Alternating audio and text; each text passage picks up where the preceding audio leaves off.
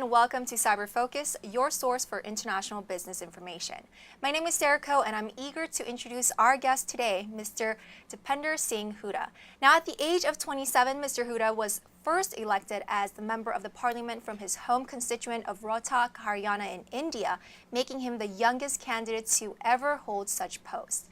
Now, he also heads the National Digital Social Media Communications team of the Indian National Congress and successfully led the group to relaunch his party's interactive online platforms. Mr. Hooda is an alumnus of Indiana University-Kelley School of Business MBA program and this year's polling chair, as he has utilized his education and diverse business experiences to serve his country's economic and humanitarian efforts. In 2011, he was named a Young Global Leader by the World Economic Forum in 2000, along with other up-and-coming international frontrunners such as Larry Page and Mark Zuckerberg. So today, Mr. Hooda will share with us his story from his educational endeavors to changes in careers and the importance of giving back to the community to serve the people. Mr. Hooda, thank you for joining us and welcome back to IU. Thank you so much. I'm really excited to be here. It's a privilege to serve as a polling chair, and it's great to be back in Bloomington. Bloomington is as fresh as ever. Indiana University looks more beautiful than last time when I visited Indiana University. The Kelley School looks better. We have a new building. So overall, it's just absolutely great to be back. Wonderful. So let's go ahead and start with our first question. You obviously have had a very exciting career journey from the corporate business world, business education, to now the position of being a parliamentarian member in India. So could you give us a quick recap of how everything unfolded for you? Well, right off Kelley School, I got recruited by CIBER, headquartered in Dallas, Texas. They were part of American Airlines, and during the time, CIBER was spun off as a different company, and they were working on a project called Travelocity, which eventually was spun off from CIBER itself, and Travelocity is a standalone online travel website today. So they recruited me off from Kelley School. I went to Dallas. I worked there with CIBER for about 2.5 odd years. Towards the end of that 2.5 years tenure with CIBER, I started getting conflicting internal, conflicting voices from my internal self. What do I really want to do? I was interviewing with some firms. At that point of time, I interviewed with McKinsey, and they recruited me, and they had acceptance letter for them, and that added to my confusion whether I wanted to continue with CIBER, take the job opportunity that I had with McKinsey, or whether I wanted to return back to India, because Indian economy was taking off at that point. Interesting opportunities were coming up. It was a transformative phase in Indian nation's history, and I was for months, and I was terrible on horns of dilemma. What is the life path that I should choose? Eventually, I took the right decision. I went with what my inner calling asked me to do. I returned to India, joined the nasty world of Indian politics, but for doing good.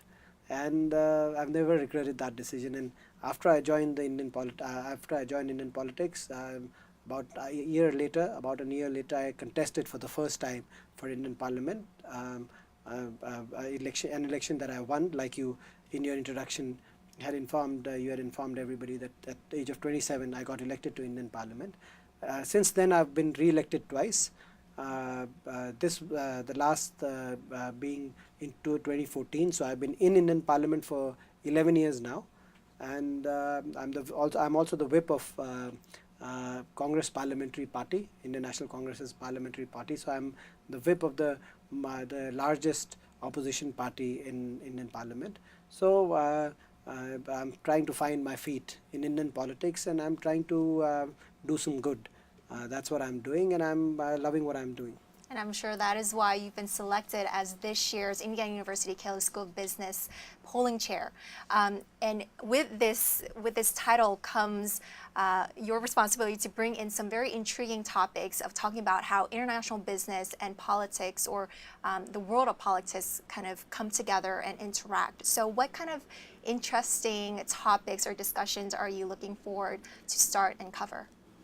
Well, like you rightly framed your question, that the world of politics, running of government, business, international business, is all intertwined. And these days, any business is international business, because we live in an interesting era wherein increasingly the economy of the world is getting integrated, while culturally there still exists a lot of diversity in our world. The cultural and social diversity and differences, they remain. At the same time, economy is getting all integrated. So it's an interesting phase for the world. The increase, because of the increased pace of globalization, etc. That on one hand. On the other hand, so I'll be talking in certain classes that they have picked for me for the tenure of this week that I'm at the Kelley School. I'll be talking about the globalization and how some of the most successful organizations are coping up with globalization. Organizations including multinational corporations, including some of the governments, because governments are also multinational corporations today. Take the example of climate change, and any government has to speak to all the other governments across the world, and they have to come to a conclusion on what to do. So, so how do governments and businesses deal with this menace called globalization? I'll be talking about that.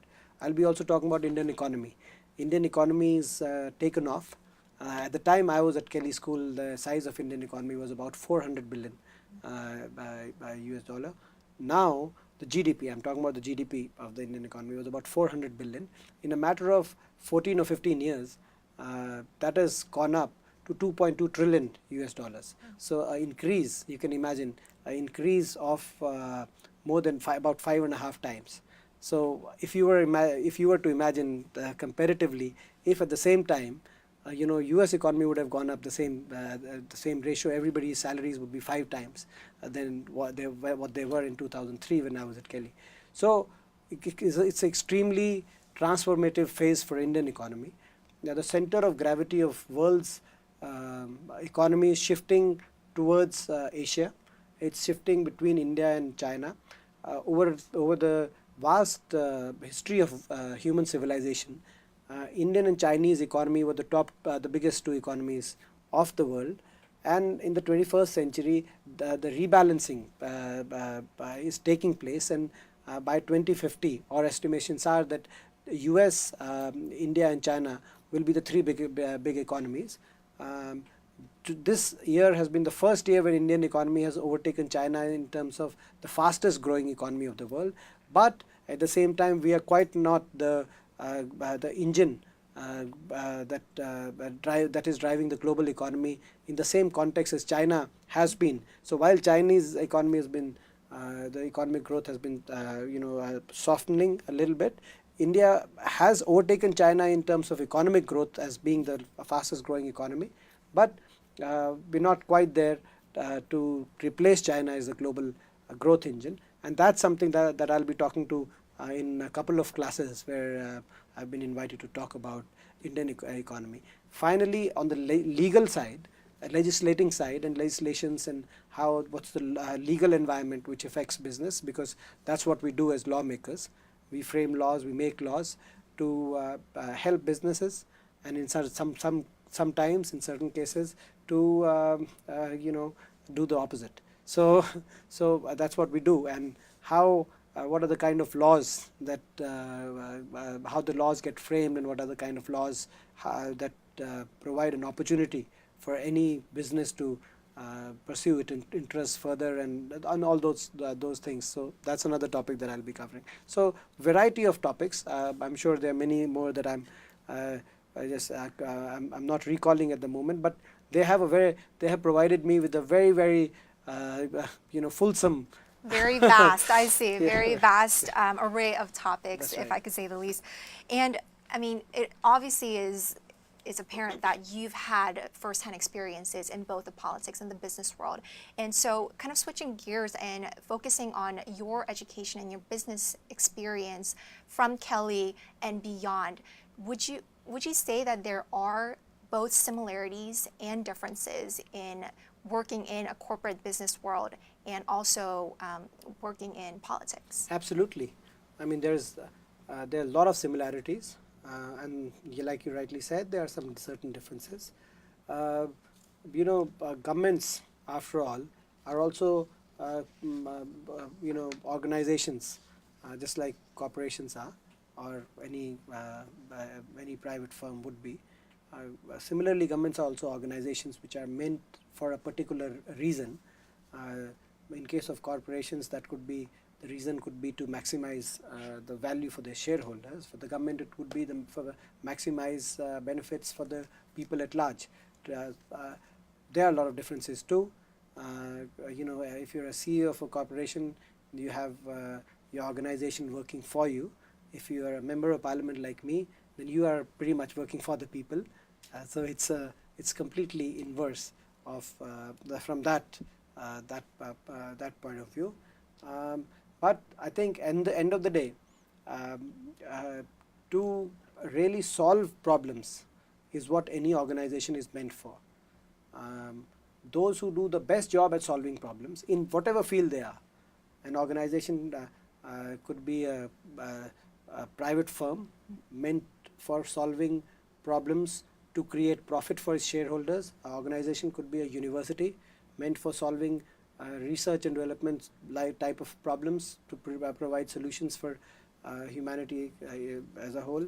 Or an organization could be a government which is meant for solving problems for the people in a different context. So the organizations are meant for solving problems, and they work. They all consist of human beings, and all human beings work while working in an organization. The similar skills are needed to provide leadership to those teams of humans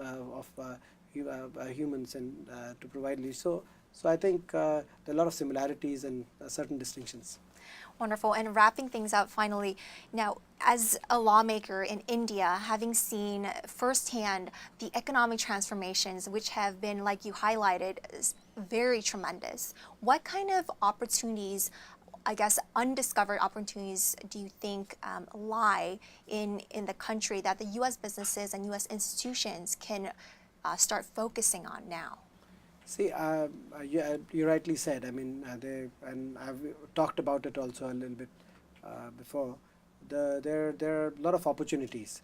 India, over the next 15 to 20 years, is going to be world's fastest growing economy, as the Chinese growth rate has moderated to around 5 or 6%. Chinese growth rate moderates to around 5 and 6%. This is the first year when Indian growth rate is higher than China, and is going to continue for next 15 to 20 years. India is going to be one of the youngest countries worldwide in the next 20-30 years as well. The economy, as the size of economy grows, there are opportunities in all the sectors, and it's very important for both the US businesses as well as universities. You talked about the universities. So the educational institutions to keep a eye on what's happening in India, to invest in the right sectors at the right time. There are a lot of opportunities, almost in any sector that you can think of, and I think to invest in right areas, to seek correct partnerships, because that's a model that works for India. To seek correct partnerships and to have an India strategy. First and foremost, most important for US businesses and for Indiana University. I'm very happy that the Kelley School has a very solid India strategy that they have been working on. They have partnerships with IIMs, Indian Institute of Managements, both in Lucknow and in Rohtak. So the Kelley School has two very important partnerships. It has a joint executive program which goes on in New Delhi, and they are looking to expand on that. It's a very good, I think it's a very good strategy. Very few US schools, which include Harvard and Wharton, they do have a good presence in India.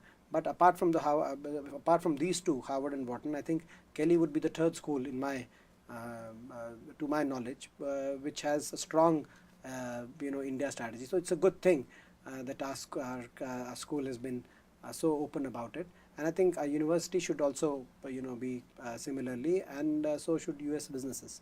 Wonderful. Well, Mr. Hooda, thank you so much. It was such a pleasure having you here, and thank you for your time. Absolutely. Thank you. Well, that's all for this edition of Cyber Focus. Thank you so much for joining us. Now, if you have any comments or suggestions for future topics, please let us know at cyber, that's CIBER, @indiana.edu.